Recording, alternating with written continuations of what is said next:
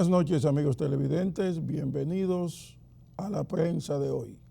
Nuestro compromiso semanal con la democracia y la institucionalidad política en la República Dominicana. Iniciamos con nuestro comentario semanal, titulado en esta ocasión, Los pinches de Punta Catalina y los apagones. El Partido de la Liberación Dominicana se vanagloria por la construcción de la central termoeléctrica Punta Catalina, tenida como la obra cumbre de la gestión de 8 años del presidente Danilo Medina durante el periodo 2012-2020. Pero los problemas técnicos surgidos temprano en la instalación desmienten dicha presunción, pues alimentan la hipótesis de que su ingreso al sistema constituyó una acción extemporánea asumida por razones políticas y electorales. Oficialmente, Punta Catalina fue inaugurada el 29 de julio del 2020, justo 16 días antes del traspaso del gobierno de Medina a la nueva administración de Luis Abinader. Aunque la construcción inició en diciembre de 2013, tuvo retrasos y fue puesta a prueba parcial 2 meses antes de su apertura final debido a medidas preventivas por la pandemia COVID-19 y disposiciones electorales de la Junta Central Electoral. La presunción que se atribuye al PLD puede ser vana, porque esa planta nueva, llamada a fortalecer la presencia del Estado en el sistema energético nacional con miras a eliminar los prolongados apagones, ha presentado desde el principio de su operatividad una serie de fallas que sistemáticamente la sacan de servicio. Se ha informado de varios incidentes de pinchazos en las calderas de Punta Catalina que provocaron su paralización parcial o total. En enero del 2021, a pocos meses de su apertura, se reportó un pinche en la caldera de la Unidad 2 que dañó más de 30 tubos de la caldera. El economista Jaime Ariste Escuder, director general de la planta durante la gestión de Medina, atribuyó la gravedad de la crisis a mal manejo del problema. Otro incidente similar se reportó en marzo del 2024 al detectarse un pinchazo que obligó a apagar la planta, provocando la caída del sistema eléctrico nacional. Según el acta 203-2024 del Comité de Compras y Contrataciones, la Dirección de Producción y la Superintendencia de Mantenimiento de Punta Catalina solicitan la contratación de la empresa estadounidense Babcock & Wilcox, especializada en asistencia técnica para reparar los pinchazos en la caldera de la Unidad 1. Se estima que este incidente, acaecido en junio del año pasado, sacó de servicio a Punta Catalina durante 40 días y generó pérdidas por $12 millones.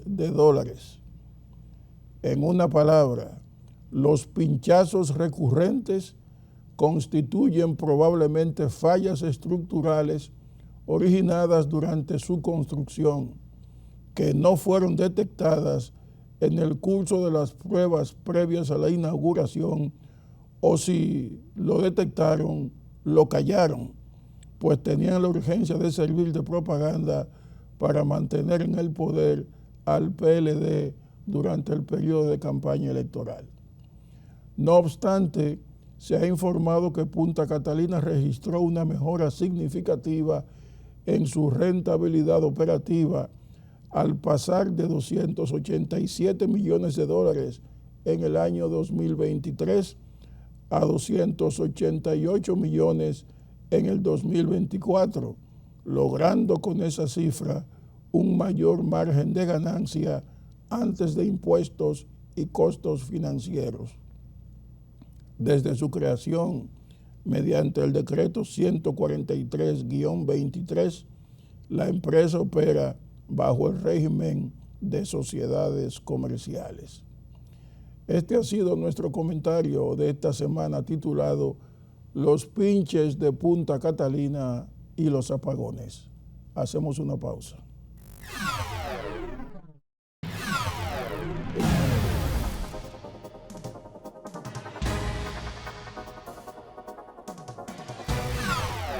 Continuamos con la prensa de hoy. Vamos a hablar de un tema engorroso, un tema que ha preocupado y ha suscitado comentarios de toda la colectividad nacional. Nos referimos al acuerdo de oportunidad que ha firmado el señor Maxi Montilla, hermano de la ex primera dama Cándida Montilla, con el Ministerio Público. Un acuerdo de oportunidad donde fundamentalmente no es solamente la cantidad de dinero acordado para devolverle al Estado, que son más de 3,000 millones de pesos, más una serie de propiedades que vamos a detallar en breve, sino el contenido de ese acuerdo. Ese acuerdo dice, entre comillas, para citarlo directamente, que Maxi Montilla aprovechó su condición de familiar del entonces presidente Danilo Medina para conformar, abro la comilla, una estructura de corrupción que operó en el sector eléctrico a través de un entramado societario compuesto por diversas empresas, mediante el cual manipuló procesos de compras y contrataciones, cierro comillas, en las empresas de distribución de electricidad.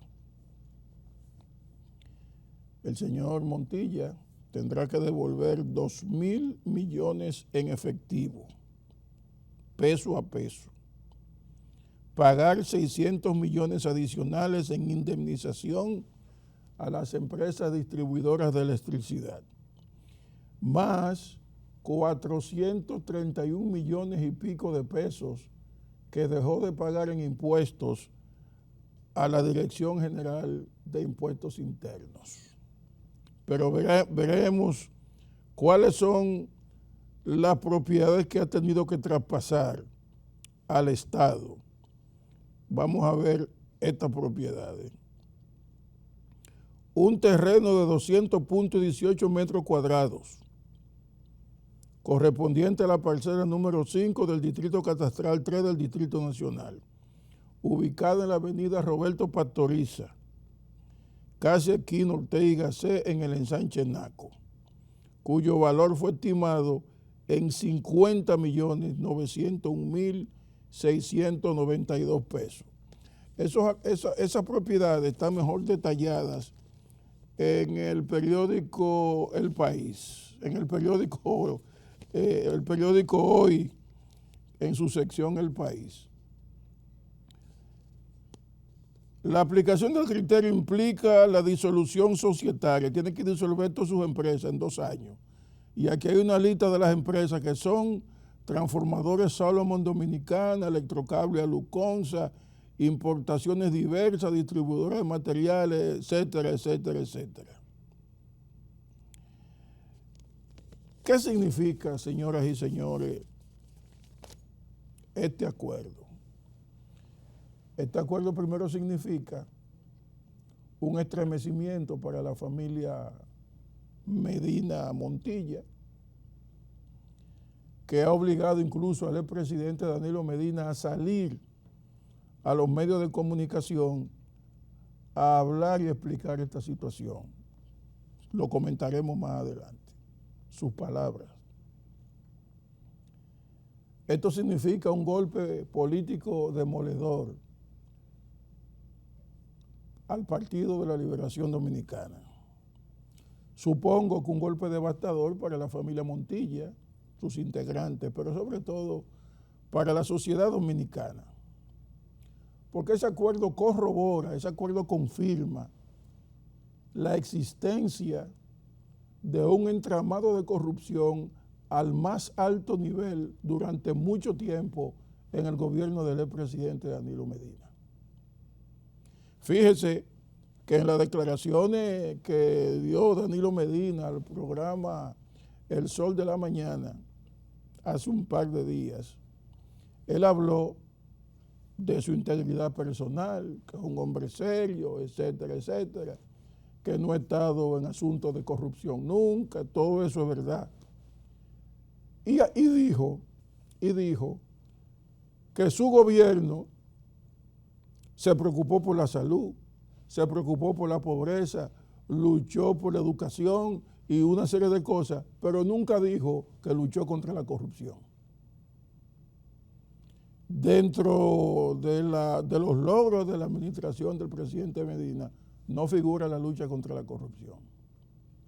Y lo peor de todo es que esa corrupción que ha quedado probada por el Ministerio Público y por las sanciones que han impuesto jueces de primer grado ya en los procesos que están conociendo el fondo de las acusaciones de corrupción, caso Antipulpo y lo demás, etcétera, que conocemos, indica obligatoriamente que hubo en el gobierno de Danilo Medina un entramado de corrupción donde lo que se discute es si Danilo Medina estaba enterado de ello o no.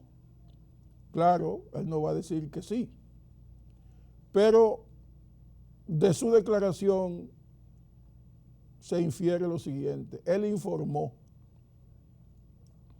que Maxi Montilla, antes de firmar el acuerdo, lo visitó y le dijo que iba a firmar el acuerdo en los términos que se han expresado, para que lo dejaran tranquilo, para que cesara la persecución en su contra.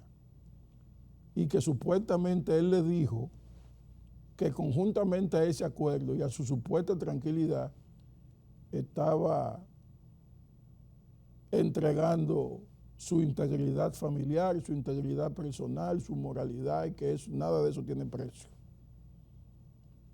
Ahora bien, en una parte él se desliga del señor Montilla, dice que es medio hermano de su esposa, de su mujer, que él no estaba nombrado en el gobierno, que no sabía que había hacía negocio, en fin, que era empresario y todo eso. Pero ese señor que tú estás diciendo, que no tenías una relación directa con él y que era solo medio hermano de su mujer, fue y te visita para firmar el acuerdo con el Ministerio Público y enterarte de su contenido y pedirte consejos sobre el particular. Eso no lo hace una persona que no tiene una relación directa de mucha confianza con alguien. Si hubiese sido así, si Maxi Montilla no hubiera tenido esa relación directa con el expresidente Medina, no lo visita, no le informa, no le pide su opinión sobre una cuestión que cambia dramáticamente no solo su condición económica como ciudadano, sino también su futuro, porque este señor se ha despojado o ha entregado, podemos decir así, todas sus empresas, ha buscado más de 3.000 millones de pesos y el comentario que la gente hace en la calle es que quien paga, quien entrega 3.000 millones de pesos tiene mucho más que eso. Y eso no es una hipótesis, eso es algo racional. Suponer que si usted le está entregando 2.000 millones de pesos al Estado, líquido, uno encima de otro, está pagando 431 millones de pesos por impuestos dejados de pagar y está pagando 600 millones de pesos en indemnización líquida a las empresas distribuidoras del Estado, entonces usted tiene por ahí un barrilito guardado. Usted se está despojando de solares, se está despojando, vamos a ver de qué se está despojando, porque esto es importante, o sea, definir de cuántas cosas se está despojando el señor Montilla. Porque el acuerdo de oportunidad que ha firmado este señor con el Ministerio Público, que está previsto por la ley, y el Ministerio Público puede hacer eso, y que ha sido además autorizado por un juez, porque tampoco eso ha sido un invento. Este señor no se va a quedar en la olla franca y abierta. Esto hunde al Partido de la Liberación Dominicana. Hunde inclusive la figura del expresidente Medina, quien había sido rescatado, diría yo, por el propio presidente Abinader cuando lo introdujo y le dio participación junto a los otros exmandatarios con el tema de Haití y la situación internacional. Esto es vergonzoso y demuestra que el PLD en el gobierno no tuvo una línea contra la corrupción. Y eso va a pesar dramáticamente en esa organización. Y yo pienso que la diferencia que está marcando este gobierno con el anterior respecto al tema de la corrupción es el rumbo definitivo que debe tomar el país. Los casos de corrupción que se han descubierto en esta administración los ha perseguido. Y no hay escándalos de corrupción que involucren a familiares del presidente Abinader. Porque el presidente Abinader no tiene parientes en su gestión. Y me parece que ese es un punto de inflexión para el futuro inmediato de nuestro país, que los gobiernos futuros, el gobierno que llegue a partir del 28, tiene que emular, tiene que copiar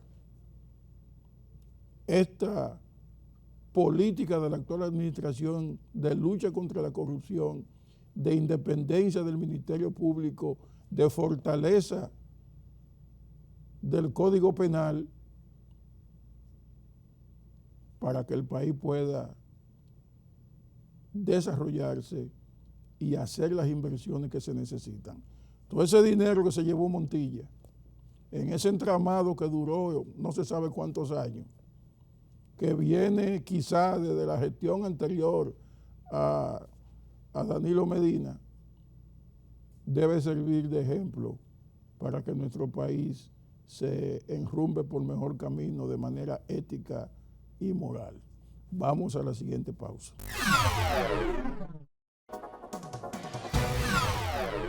La prensa publica un extracto de las declaraciones del presidente Danilo Medina en el programa El Sol de la Mañana del amigo Martínez Pozo y Compartes.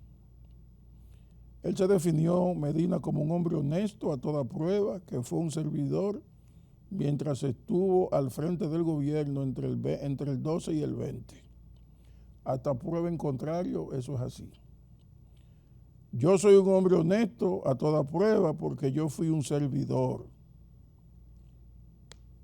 Nunca le pidió a un funcionario responsable de una institución que le asignara una obra a alguien, ni familia, ni amigos, ni a nadie. porque si no la pedía para mí, ¿por qué tenía que pedirla para otro?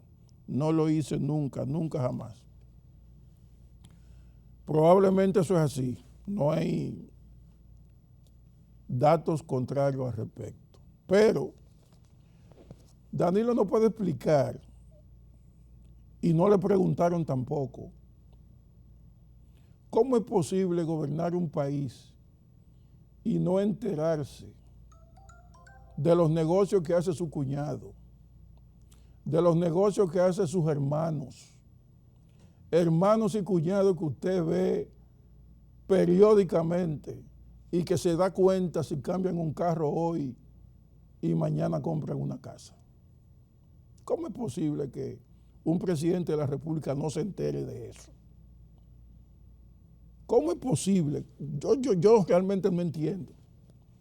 Usted es el jefe del Estado de una república de 11 millones de personas que tiene un sistema de información exclusivo para usted.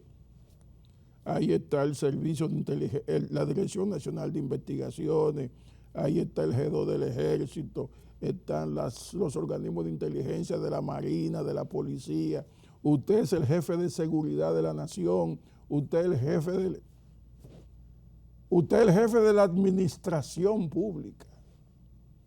Óigame, hasta para nombrar un mensajero, el presidente de la República tiene que designarlo. Tiene que firmar el decreto, el nombramiento. Usted no conocía los movimientos de las diferentes instituciones públicas, los movimientos presupuestarios, los pagos que hacían. No me cabe en la cabeza que el presidente Medina no supiera que sus hermanos se estaban enriqueciendo y que su cuñado también. A mí no me cabe eso en la cabeza.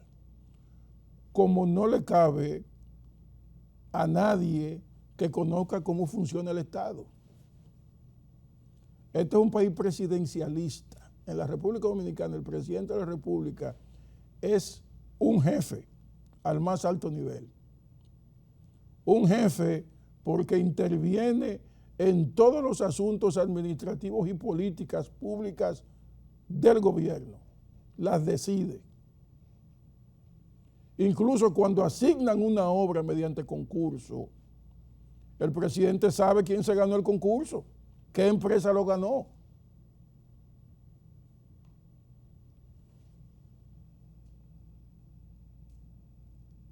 Si a Danilo Medina no lo han llamado a investigar, es por alguna consideración del más alto nivel. Porque estas son preguntas que no tienen respuesta. Usted puede decir, yo no sabía de los negocios de Maxi Montilla, que es mi cuñado, hermano de mi mujer. Eso no lo va a creer nadie, usted tiene que probarlo. Yo no sabía de los negocios de su hermano, que acaba de ser condenado por el tema del antipulpo, de su hermana que estuvo involucrada en el caso de Fomper.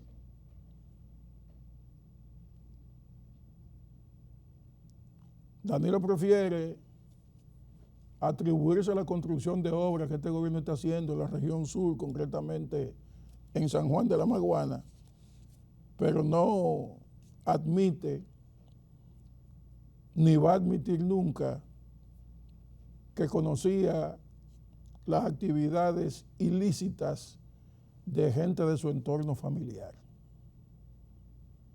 Porque, por ejemplo, yo tengo una familia numerosa y yo sé qué hace cada uno de mis hermanos. Yo conozco todo lo que hacen cada uno de mis hermanos. Y somos 9. Yo sé lo que hacen los primos míos. Yo sé lo que hacen mis cuñados o mis cuñadas. Yo, que comparativamente soy una pequeñez frente al poder del expresidente Danilo Medina. Y lo mismo ocurre con cada familia dominicana. Me va a decir a mí un ministro de Estado que no sabe lo que hace su hermano, su cuñado y todas esas cosas. No, eso no es verdad. Eso no cabe en ningún criterio racional. Eso está fuera de cualquier duda razonable, de toda duda razonable.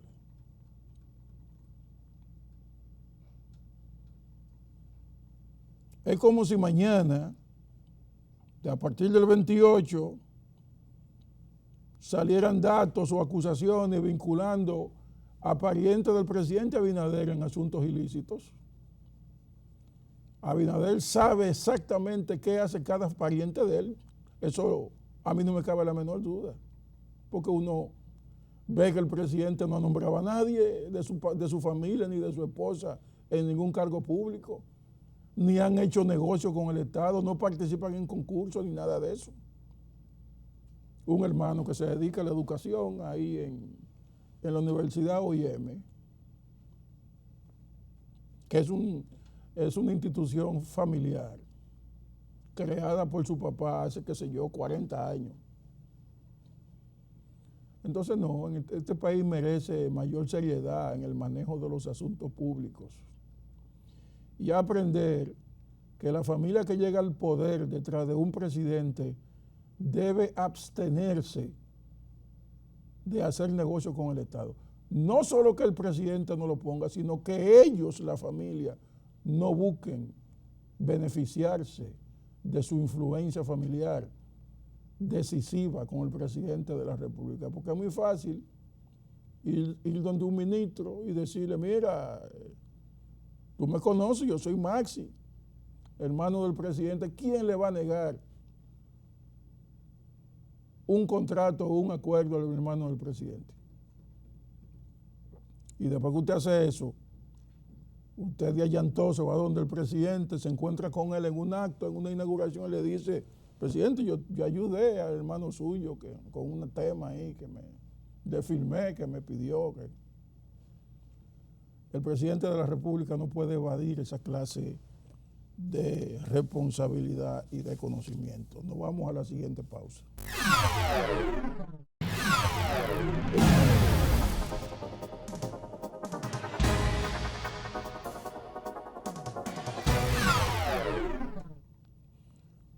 Continuamos con la prensa de hoy, nuestro programa semanal de apoyo a la democracia y a la institucionalidad dominicana. El gobierno celebró un consejo de ministros, conocieron las sanciones de los tipos penales en la administración pública que están insertados en el nuevo Código Penal que entrará en vigor en agosto del próximo año, así como la Ley de Contrataciones Públicas. El ministro de la Presidencia, José Ignacio Paliza, fue quien dio un resumen de lo tratado en esa importante reunión. Adelante.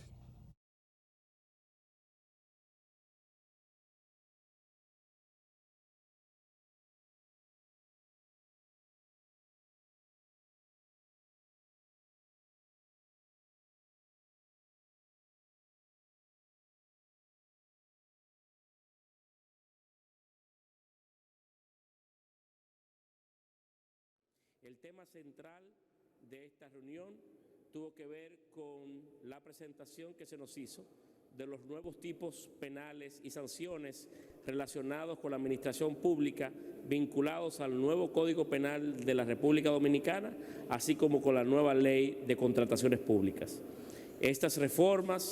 Con estas reformas, reafirmamos nuestro compromiso de construir un Estado más transparente, justo y eficiente al servicio de todos los dominicanos. El nuevo Código Penal, o vinculado al nuevo Código Penal, fue presentado por la señora Procuradora General de la República, Jenny Berenice Reynoso. Dicha pieza, como es de conocimiento de todos, incorpora nuevas tipificaciones modernas y rigurosas, sobre todo vinculadas a los delitos, en este caso, de la administración pública. Dentro de esas novedades están sanciones mucho más severas para la corrupción administrativa, sobre el enriquecimiento ilícito, el soborno, el peculado, la colusión en contrataciones y el lavado de activos.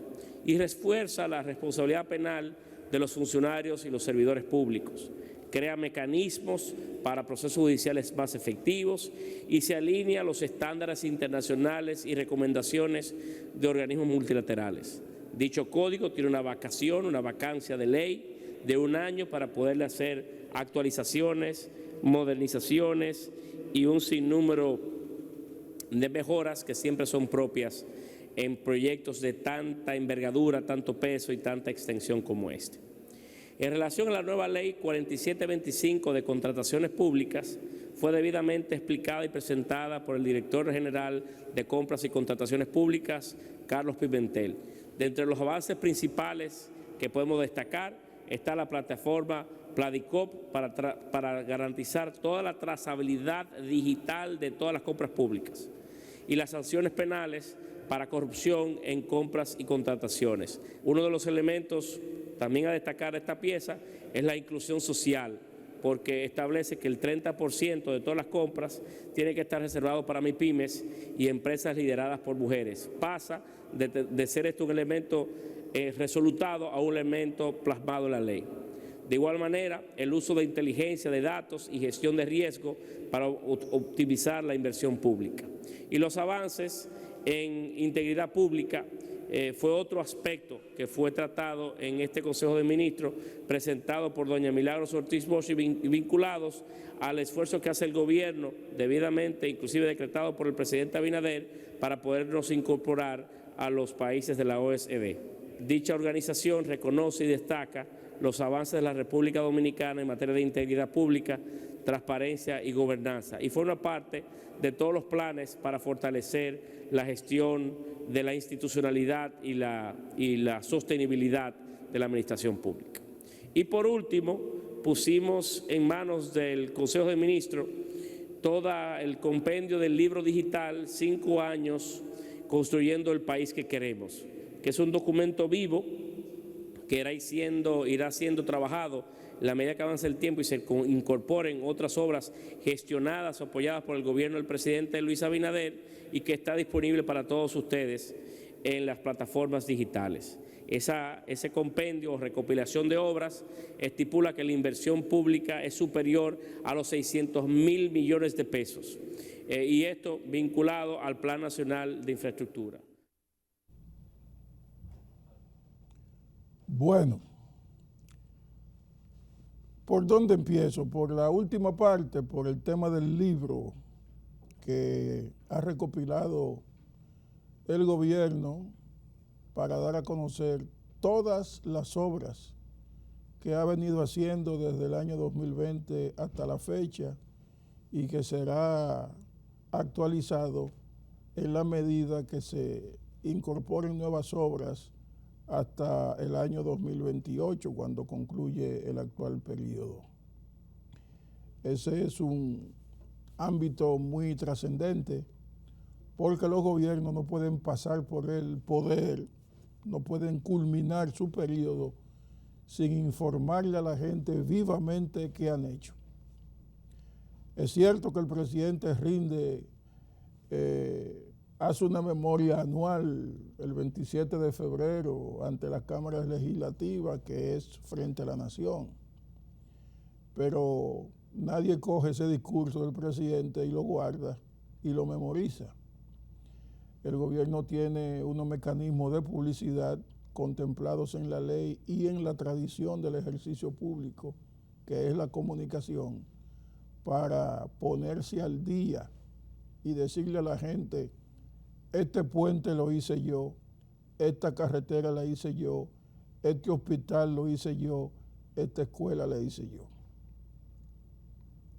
Y no estar en esos dimes y diretes con el gobernante anterior sobre si hicimos o no una obra en la provincia de Barahona o en San Juan de la Maguana. Creo que por eso el gobierno cambió su equipo de comunicación, por esa idea de llevar personas periodistas más experimentados y de una visión global de la función pública, con experiencia en otras posiciones de relaciones públicas estatales, para recopilar una publicación como la que se ha hecho. En el curso de los próximos programas estaremos viendo por aquí el contenido de ese libro. Pero basta saber que esa es una forma de darle a la gente por escrito fotografías de las obras que se han hecho en cada provincia de la República Dominicana. Empezando por la provincia de Santo Domingo, que es la que se ha llevado la mayor parte del pastel, el pedazo más grande del pastel. Según esa cifra que acaba de decir Paliza en su presentación, el gobierno ha invertido más de 600.000 millones de pesos. Esa es una suma escalofriante, esa es una suma alta. Hay que coger como 40 trenes expresos para llenarlo de papeleta y saber lo que son 600.000 millones de pesos. Eso se ha invertido y eso es una gran cosa, eso es un gran acontecimiento. Si todas estas obras no han generado corrupción, entonces todavía es mucho mejor. Porque la corrupción de los gobiernos generalmente ocurre a través de la construcción pública, a través de las obras públicas. Fíjense el caso de los Medina y los Montilla, a través de las obras estatales, el presupuesto de la nación, a través del Ministerio de Obras Públicas, a través de Salud Pública construyendo hospitales, a través de educación construyendo escuelas, a través de obras públicas, puentes, carreteras, en fin, a través del sistema eléctrico con las EDES. Entonces, si esa suma se ha empleado y no ha salido un peso para beneficiar a nadie en un entramado de corrupción, entonces todavía es mayor el mérito.